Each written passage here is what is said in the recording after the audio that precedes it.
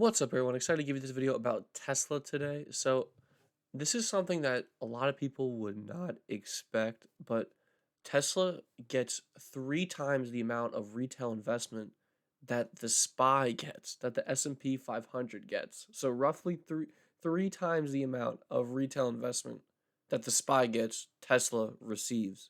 Tesla is the most popular retail stock in the market.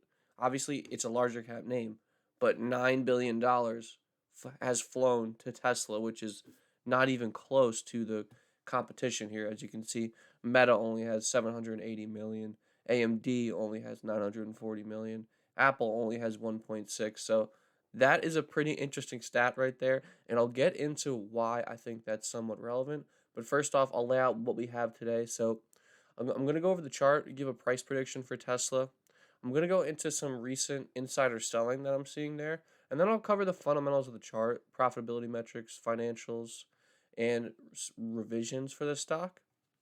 With that being said, let's jump right into it. So, when we look at this recent news, so Tesla had its reputation slump 50 spots in the most recent rating.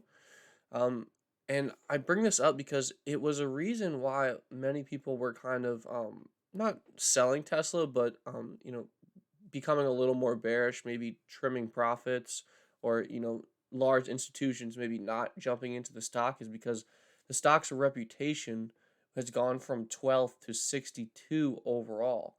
So obviously CEO Elon Musk, bought Twitter, and a lot of people are upset about that. For right or wrong, that's negatively affecting the stock's reputation within Wall Street. But as I said before, it's the most popular retail stock by far. So it's somewhat insulated, from that ESG score, from that reputation on Wall Street, more than other stocks. So I think this negative news affects Tesla less than it would, any other stock really. So pretty good to see that there. Um, Tesla had moved above the 200-day moving average in early June, and now is above all daily moving averages and is kind of coming up to resistance. So we're kind of bumping up to 260 resistance, which is where shares had topped out in June. It's also where shares had basically bottomed in September. It's also where shares had bottomed in March of 2022. Also, where shares had topped out in April of 2021, and it's where shares had bottomed out in February of 2021.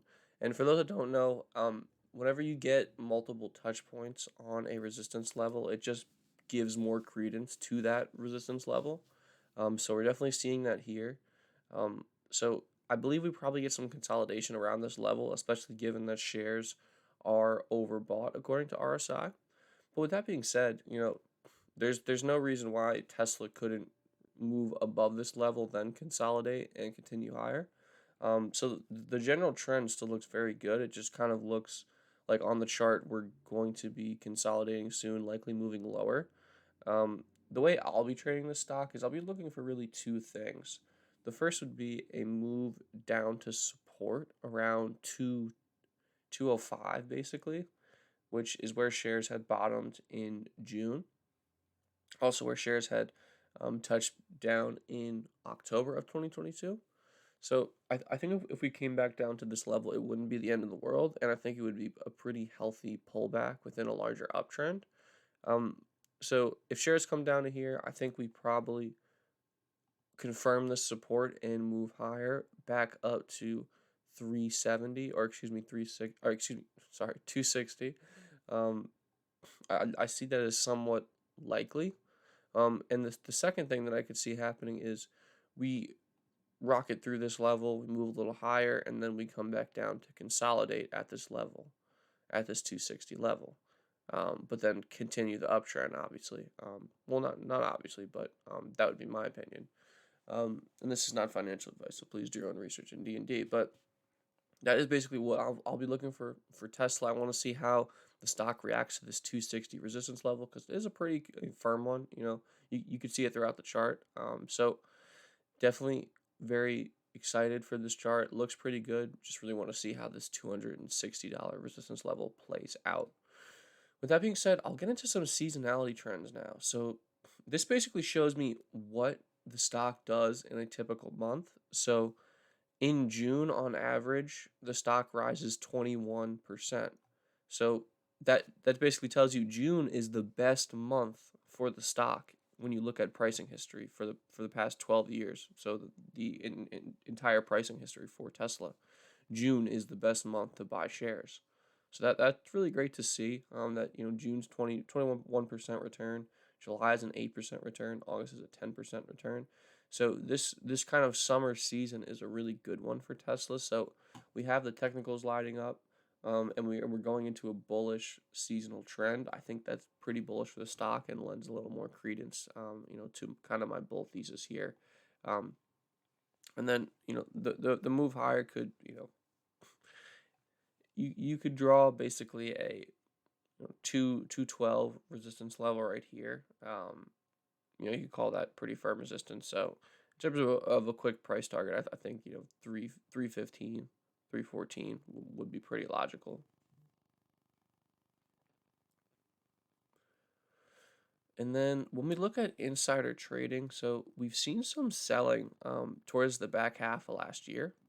You saw a good amount of shares sold, 41 million shares sold. So this is never really a good sign that the people who know the most about the company are selling. Obviously, it could be caused by other things, right? Tough, maybe just a C-suite person just having to sell some shares just to make some money. Maybe a large portion of their compensation is based in shares.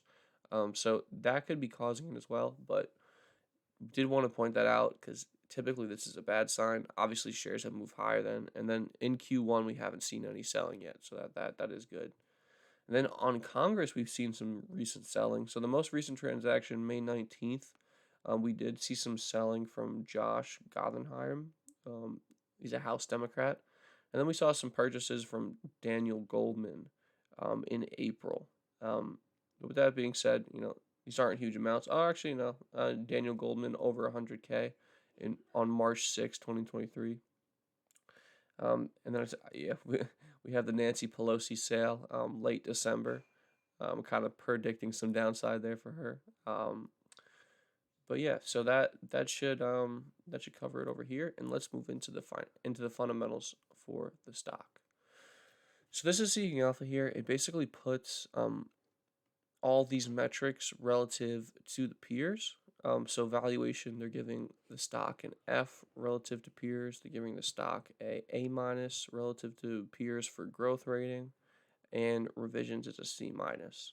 So this is a pretty good stock to, or a pretty good platform to look at that compares all these metrics to the peers. It kind of gives you a good, easy breakdown. With that being said, though, let's move into specifically the financials. So Tesla has a PE of 67, which is clearly above the sector median of 12. And the forward PE is 74 with the sector median of 14. So basically, this tells me that the company expects their PE to expand, meaning that the E part of that equation is going to go down, meaning that their earnings are going to go down, which isn't a great sign, honestly. That is pretty bad. That doesn't mean that the stock's going to fall off a cliff. It just means that earnings are going to go down, and it doesn't take a PhD to realize that that's not a great thing. And then price to book ratio is 15 compared to the sector median of 2.5. And for those that don't know, price to book ratio basically just puts your market cap relative to the value of your assets on your books, on the balance sheet. So right here, the 15 basically means that the market cap is 15 times the asset value of their balance sheet. So their equipment, their property. So pretty high there. All these metrics kind of don't look good, but what really matters is that the stock has growth to rationalize the high valuation, which Tesla definitely does. So revenue growth is 38% year over year, compared to 33% for the next 12 months.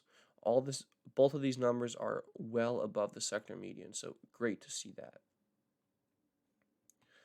And then yeah, really all of these numbers look pretty good. EBIT growth 42% compared to the sector median of 3%. Free cash flow growth 32% for the next 12 months, better than the sector median of 4%. And cash flow growth actually year over year is negative 65%. So for the past 12 months, that's been the drop in cash flow compared to the sector median of 8. So at least we're seeing the comp here be negative as well.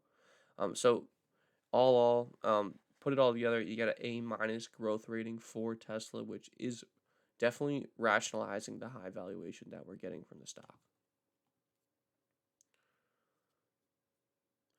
And then profitability.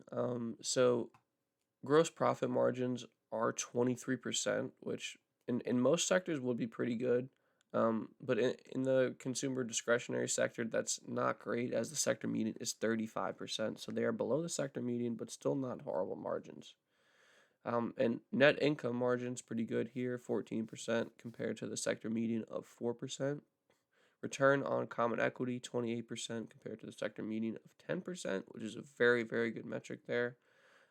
Cash flow from operations, $13 billion compared to the sector median of 181 million. So obviously this is a huge company, so great to see that. Yeah, this is all pretty good. So you're definitely seeing profitability in growth metrics 100% rationalize the high valuation for Tesla. And every time you're looking at a growth stock, you always want to make sure that the growth metrics and the profitability metrics rationalize that that high valuation metric, right? Because most growth stocks trade at no PE, right? They aren't making money. Obviously, Tesla makes money, but in most cases, you need that growth and that profitability to rationalize that valuation, which we have for Tesla, which is a great sign. And then when we look at revisions, so we've seen analysts become a little bit more bearish on Tesla over the past 3 months. Net, we're seeing 21 down revisions compared to EPS up revisions. And for those that don't know, basically this means that analysts are changing their EPS and revenue estimates. So basically, every single stock in the market, or most popular stocks in the market, have their own dedicated analyst. So JP Morgan has their own Tesla analyst. Goldman Sachs has their own Tesla analyst, and they literally just, their job is to study Tesla and predict its EPS and revenue. And so we can definitely trust them that there's some good logic here to bringing up and down revenue and EPS estimates. So for EPS, we're only seeing 5 up revisions compared to 26 down revisions, and that's obviously a net of 21 down revisions for EPS. Revenue, we've seen 9 up revisions and 24 down revisions. So obviously net down revisions of 15 there. So analysts are definitely becoming more and more bearish on Tesla over the past 3 months. That may lead to that may have been caused by some company specific news. Also, it's likely caused by the weakness we're seeing in the consumer. So that may be kind of playing into this. Yeah, so that is my breakdown of Tesla. I hope you enjoyed the video. I will end it there. If you got some value from this video, please leave a like. We post company breakdowns and important market moving news on this channel on a daily basis, so make sure you are subscribed. If you would like to receive my daily portfolio moves, my exits, my entries, and see how me and my team of analysts are trading the markets, join the Discord through the link in the description below to get our free 7-day trial. Also, if you would like to join our free daily newsletter, sign up to our Substack, which is linked below as well. With that being said, good luck everyone. Happy trading, happy investing.